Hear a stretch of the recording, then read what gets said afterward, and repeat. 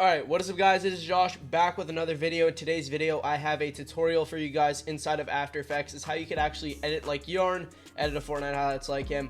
But if you guys do enjoy, make sure to go check out some other tutorials that I have posted on the channel. I post a lot of tutorials over here on the channel for various softwares, so if you enjoyed this video, maybe you'll check out another one and enjoy that one as well. Consider dropping a sub. Hope you guys do enjoy, and I'll see you guys on my PC. Alright guys, so we're in After Effects now. All we gotta do is just boot up a new composition, make it like any length, so I'm just gonna make it a minute something, 1920 by 1080, 60 FPS. Alright, so I'm gonna drag in any song, so I'm gonna drag in the song Ends of the Earth by 637 Godwin, just because it's kind of like it used to be an Alex song and it's non-copyright.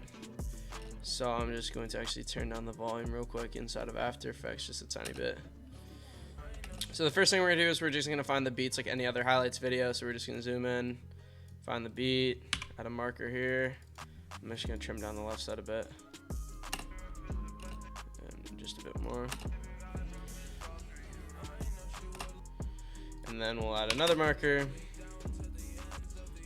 and then we'll add another marker right here, and then that is good, just like that. All right, so all we gotta do is we're gonna find two random clips. So for me, I'm just going to find some Daxi clips as usual. You know, he's got some really good clips and his color settings are pretty good. So we're just gonna do this, drag him into this media pool. And then what we're gonna do, like any other montage, we're just going to trim it on either side, just like this, drag it in, and then we'll just sync up the shotgun pellets with the beat, drag it on either side. I have a syncing and velocity tutorial if you guys want to follow along with that. I'll have that in the description, and we'll just do that with the same thing with this clip right here. So we'll just line this up as well. Boom. Do that. Drag this out. Make it full screen by pressing Ctrl-Alt-F if it is on stretch res. But we can see that is that. And the thing I noticed about yarn velocity is it's pretty much like the highlight velocity that I already use. So you're just going to find the velocity preset that I will have in the description in Google Drive. You'll just apply it, and then you'll add it, and then sync up the second keyframe with the actual kill. And we'll go here and we'll do the exact same thing on this clip as well. All right, from there what we're gonna do is we're gonna add a new adjustment layer by pressing Ctrl-Alt-Y, and then trim it down on either side by pressing Ctrl-Shift-D, select the layer, animation, apply animation preset, and then we are actually going to find the preset that I have in the description right here called the Yarn Impact. And we are just going to make sure that all these keyframes line up. And that's pretty much just like the basic kind of impact right there. And then something else that I have is I have a glow preset. So then what we're going to do is we're going to press animation, apply animation preset again, and then we're going to add yarn glow. And what that'll do is it will add a little glow right here. We just got to line it up just one frame back. And we can see that it kind of adds that, not an RGB, but it's like the purple glow that he adds on some of his impacts, and it looks super cool. And if we want to like adjust it, we can make it a bit brighter just so it's a bit more noticeable, and then it obviously fades out. But that's actually how you do that. And then if you wanted to, what you can do is you just add a marker right here. You would duplicate the impact itself, then you just duplicate the impact itself and line it up over here as well. All we got to do from there is just Ctrl-Alt-Y, apply animation preset, and then we're going to add the contrast buildup. And this is a buildup that I've seen him use. All we got to do is we're just going to line up the second last keyframe right here and this big keyframe right here with the actual kill. So this is what the alignment looks like. We have the middle of this blur mode curves lined up here, and then we have all these keyframes lined up here. So yeah, that's pretty much that. It depends on the song that you're going to be using. If you're not using something intense, you can get rid of the flicker in the vignette.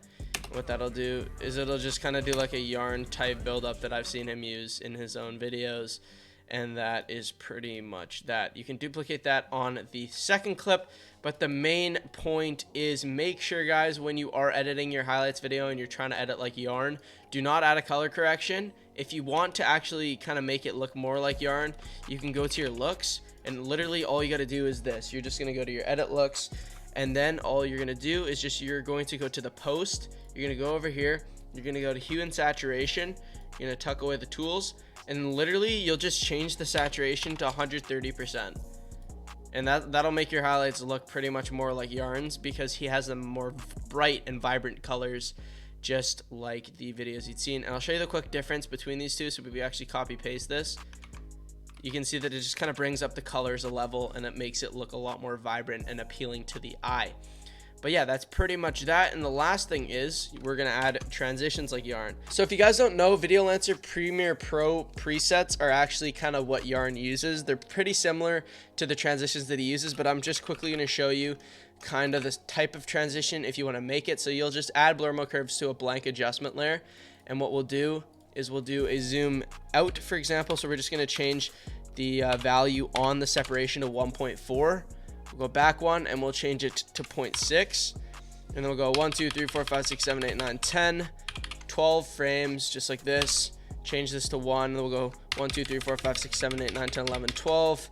Change this to 1, and then we'll just go out, select all these keyframes, and then just copy this graph right here. We're gonna make it as sharp as possible, so bring this as far to the right as you can, bring this as far down, and we'll bring this one as far to the left, and then we'll bring this one super far down as well. And obviously, if you wanted to do a zoom out transition, you just flip these values around. And also, if you'd really like to, you could add a chromatic aberration using looks, which is what he does.